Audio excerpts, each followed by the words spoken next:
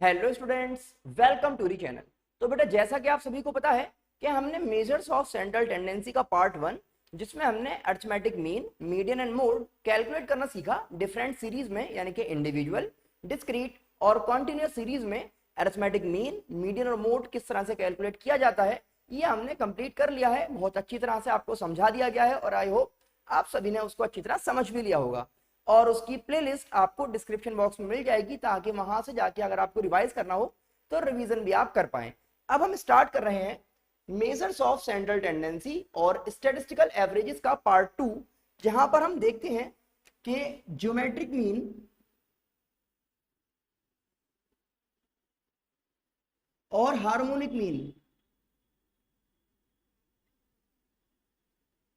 किस तरह से कैलकुलेट किया जाएगा इंडिविजुअल, डिस्क्रीट और कॉन्टिन्यूअस सीरीज में।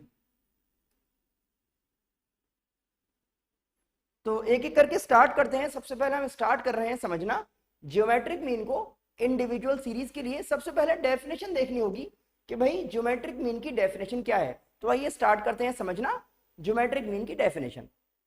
तो देखिए, कहा गया है कि geometric mean is the nth root of the product of n values of a series.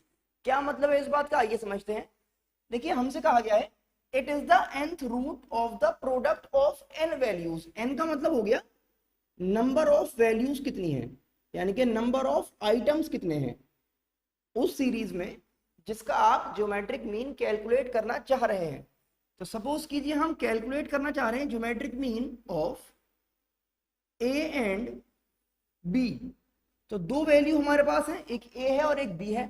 तो इसमें आप देखेंगे nth रूट का मतलब क्या है कि वैल्यू है दो और इनका प्रोडक्ट करिए तो प्रोडक्ट हो गया। और nth रूट मतलब क्योंकि दो वैल्यू है तो स्क्वायर रूट निकाल दीजिए। दो वैल्यू है तो स्क्वायर रूट निकलेगा। अगर आपसे कहा जाएगा कि ज्योमेट्रिक मीन कैलकुलेट करके दिखाइए a, b एंड c का, इसका मतलब तीन वैल्यू हो गई। जब वैल्यू तीन है तो a इंटू बी इंटू सी यानी कि प्रोडक्ट, और nth रूट का मतलब होगा एक, दो और तीन, तो क्यूब रूट बन जाएगा क्योंकि तीन वैल्यू है तो क्यूब रूट बना। आई होप आप समझ पा रहे हैं। एक और यहां समझेंगे कि अगर a, b, c and d कहता हमसे तो आपको क्या करना है भाई, सबसे पहले बात आ रही है प्रोडक्ट की। तो a into b into c into d और 1 2 3 4, तो इसका फोर्थ रूट कैलकुलेट आपको करना पड़ेगा तो ज्योमेट्रिक मीन बन जाएगा। अब इस बात को समझने के लिए हम कुछ क्वेश्चंस को सॉल्व करके देखते हैं और फिर आगे बात करते हैं।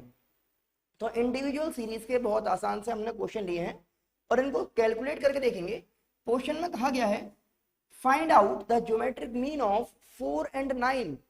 तो हम यहां पर अगर इनका ज्योमेट्रिक मीन कैलकुलेट करना चाहें तो ये हो जाएगा 4 इंटू 9, क्योंकि पहले प्रोडक्ट करना है और प्रोडक्ट करके दो वैल्यूज हैं तो स्क्वायर रूट यहां पे कैलकुलेट करना पड़ेगा।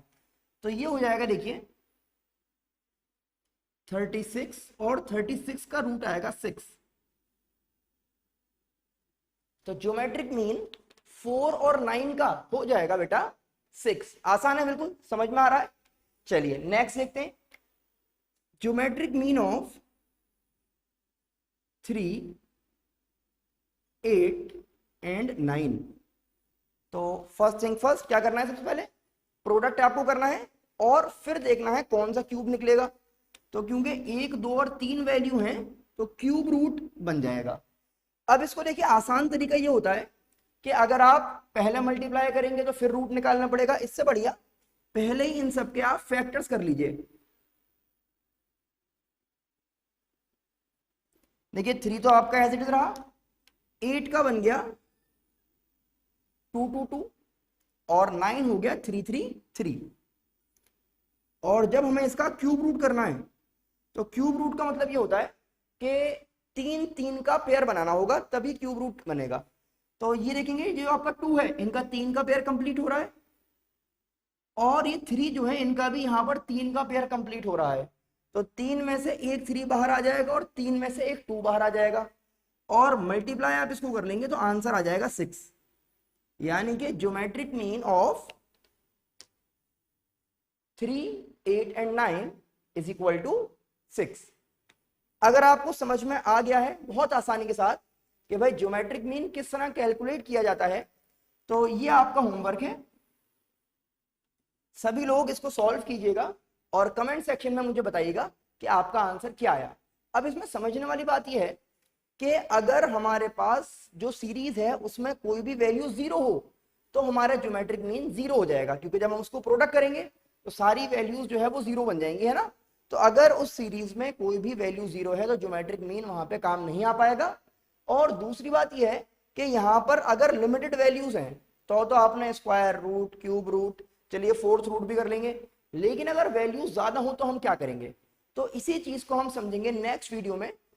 पहले आप लोग इसको देखिए जो बेसिक है ज्योमेट्रिक मीन के, it is the nth root of the product of n values. n का मतलब है number of items, nth root यानी कि जितने आइटम्स हैं उतना ही रूट निकालना है और पहले प्रोडक्ट करना है उसके बाद रूट निकालना है। सीधी सीधी बात यहाँ पे समझ में आ रही है ना।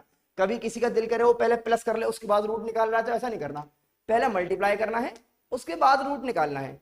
आई होप आपको समझ में आ गया होगा बेसिक जो है ज्योमेट्रिक मीन कैलकुलेट करने के लिए। तो आज हमने स्टार्ट किया है मेजर्स ऑफ सेंट्रल टेंडेंसी, जिसमें हमने ज्योमेट्रिक मीन स्टार्ट किया है और बेसिक्स यहाँ पर आपके हो गए हैं। अगली बार से हम स्टार्ट करेंगे कि अगर कोई बड़ा क्वेश्चन आपके पास है जिसमें बहुत सारी वैल्यूज हो जाएं, सपोज करिए हमारे पास 8 वैल्यू हैं या 10 वैल्यू हैं, ये n बता रहा हूं मैं आपको कि n अगर ज्यादा है तो फिर किस तरह से आप ज्योमेट्रिक मीन कैलकुलेट करेंगे, ये हम देखेंगे नेक्स्ट वीडियो में।